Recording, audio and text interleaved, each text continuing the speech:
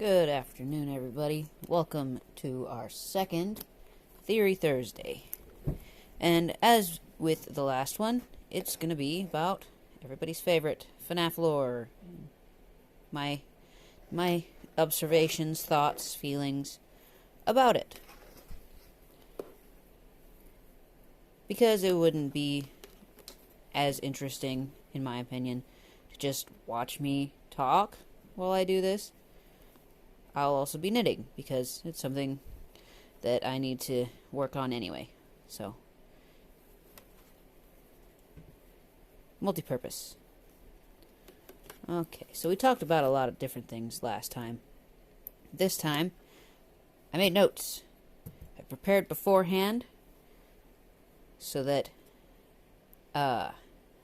I would have a better way of keeping track of what I have and have not discussed and what I would like to discuss. Everything I have today is for about Game 1. Okay? So, you're welcome to ask questions, say hello. I encourage communication.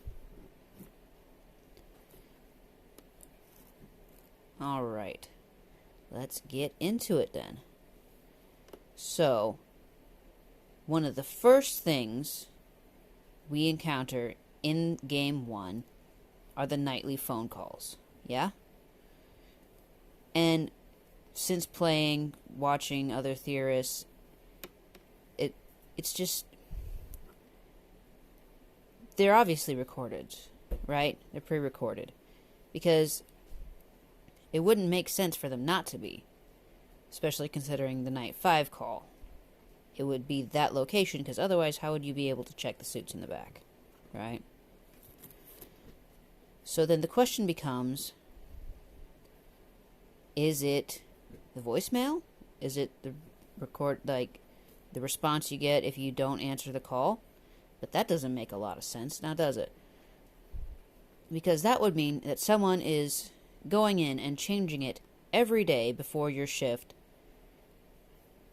And then, with that in mind, they're also deciding to let you hear everything, including when phone guy gets stuffed, right? Or prior to that, which doesn't really serve much purpose, unless it's to scare you. Which, if that's what they want to do, that's a pretty effective method. Right? I'll try to be more aware of excess noises I am creating. Okay. But if they're not the voicemail recordings, right, then that means, that someone is calling you, and then once you pick up or it automatically answers or whatever, they're playing these tapes for you. But then the question becomes, who's doing that? And for what purpose? Because after the first couple nights, there's really no training information available in the voice calls. I mean, there's little tidbits, but most of the important stuff is in the first couple nights. So, the next question is, how did they get those recordings? Was this... I don't know. It confounds me. Who recorded it? How? And then why?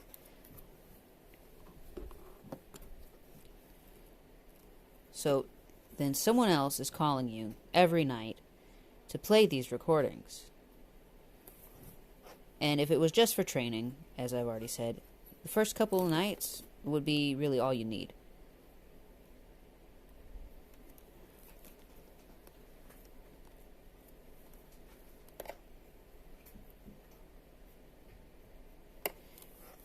And then back to if it is the answering machine, you would only know about that if if the player character doesn't answer the phone. And then that brings in the question, were they told not to answer the phone? Because otherwise, they would never know those were there. And again, somebody would have to be changing them every day.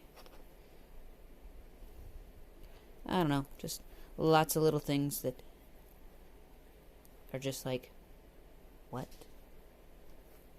I don't understand. I don't get it.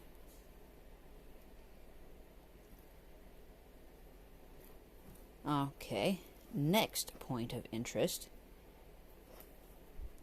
is that while we don't know when exactly Phone Guy got stuffed, and we don't know what exactly happened to him once Fazbear policy was enacted, but we do know what Fazbear policy is, and that is to do this guy's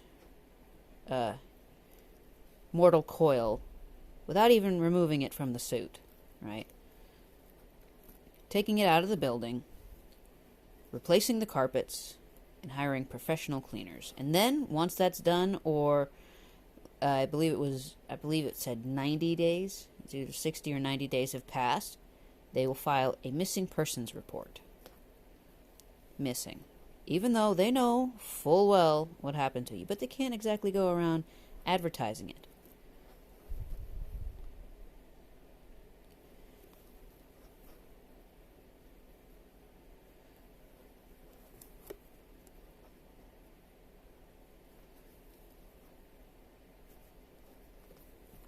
Okay.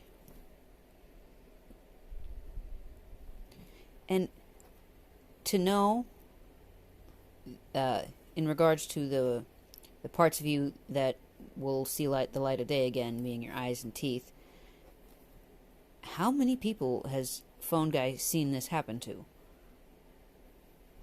And then kept quiet about? Because that's way too specific to be just speculation, in my mind, at least.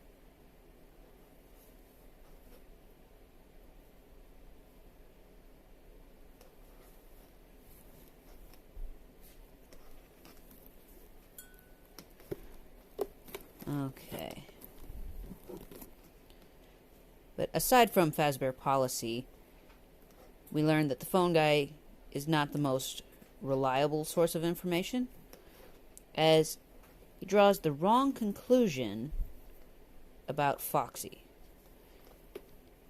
Telling us that he thinks Foxy doesn't like to be watched, when it's only when you stay out of the cameras, when you're not checking the cameras, checking Pirate Cove, that he really becomes active. So that is counterintuitive to what we find out for ourselves.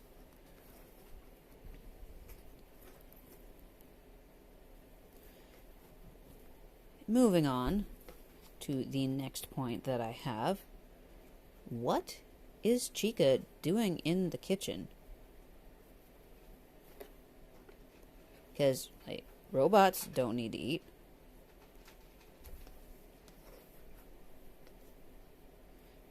Unless the pots and pans are on the floor or somewhere that they're easy to knock over, and then Chica then picks up and puts them back, she would have to be directly interacting with them for them to make that level of noise.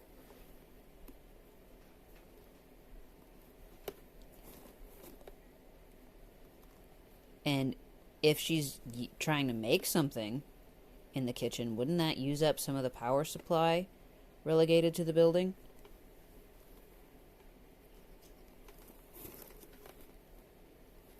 And about the power, I'll get back to that in just a minute. Look at my coffee cup. Stay positive. I love it.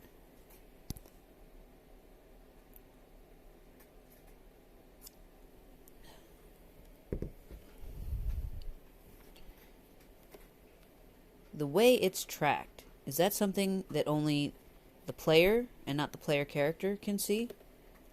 Is the player character just making guesses and hoping for the best? And every shift it starts at like 100 or 99%. So why is that? Does it switch to a generator at midnight?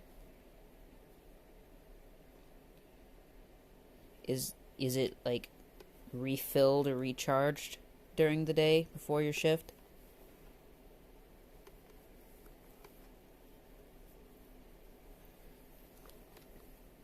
And speaking of shifts, who's working before you? Who's working after you? Are you, like, just to have a security guard on the premises for only 6 hours out of a 24-hour span? That doesn't seem right to me.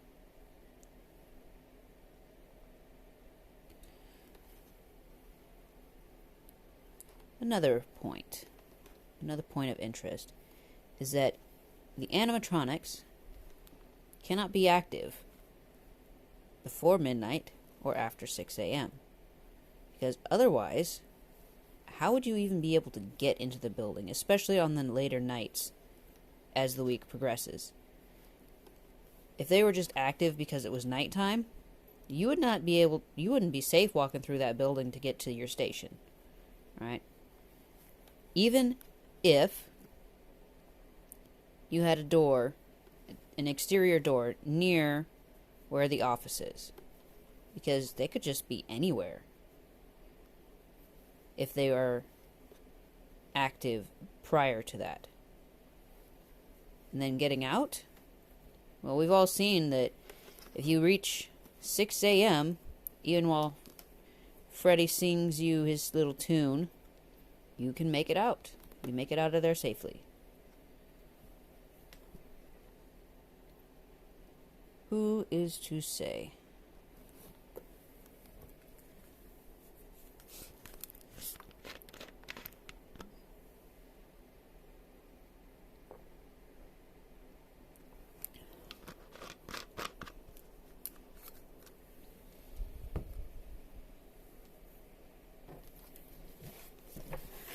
Oh no. I'm going through my information a lot quicker than I thought I would. Anyway, continuing on with that. Let's just get through what I've written down and see if I can just make up the rest on the fly.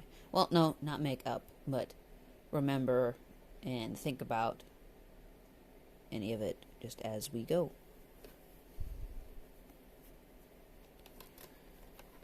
Okay, so time for a pet theory of mine. And I don't know, maybe other people have said it, maybe others have thought this as well. I just don't remember if I've seen it or heard it somewhere, or if this is my own original thought or idea here. But either way, this is something I believe, something I agree with. And it's that the animatronics were designed from the beginning. Every single model, even the ones that were meant to be super duper safe. There was other hands in the mix that made them dangerous. They were designed to be dangerous, to be deadly even.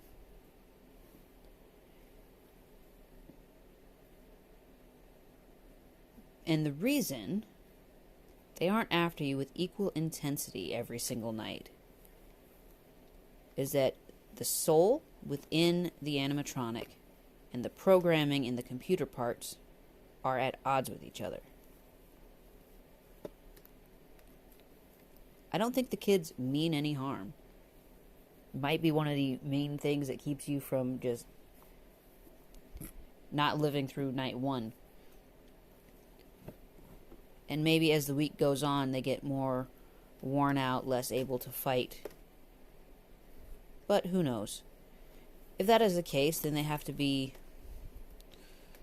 get rest somehow, or some kind of reset, refueling, to be able to start the week over. Try to start off strong again.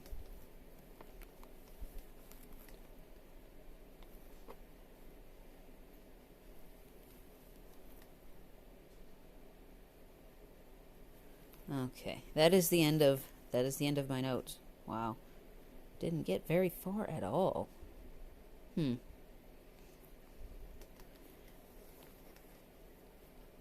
So,